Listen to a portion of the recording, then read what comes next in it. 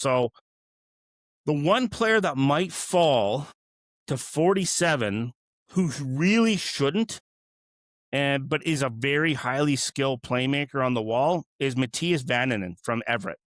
So, and I say that because if you look at his statistical profile, he went through the draft. He was like about 5 or 6 days away from coming into this draft. So he got, and I think teams will regret not drafting him last year, he's 5'11", almost 6 feet tall.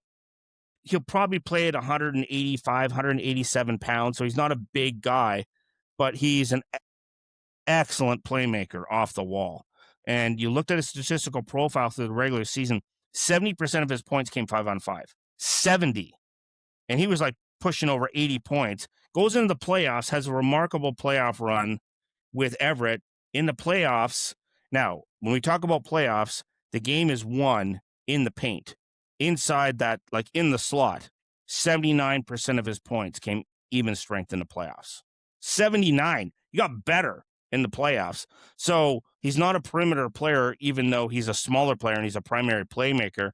I have him at 32. I could see him slip to the middle of second round. And if that happens, even though he's not the big banger and crasher, it's too hard to find players who are that productive 5-on-5. That translates. It says something about not only your willingness to play inside the slot, but it says something about your hockey sense and your understanding how to skate the game, and then your details off the puck. Because if you look at it, so much of our attention span is on the player with the puck or who has the puck. But in all honesty, 95% of the time, if you're a forward in the NHL, you don't have the puck in your stick. So what are you doing off the puck to help your team win, whether your team has the puck or not? Like defensemen may only have the puck 1 or 2%.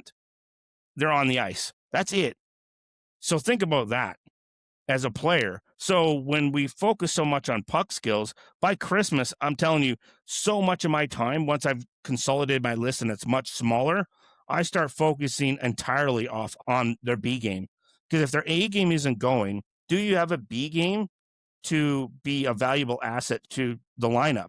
Because a coach can't trust you if you don't have a B game. How many, like, these amazing offensive players never made it to the NHL because they didn't have a B game to speak of, and a coach can't trust them off the puck.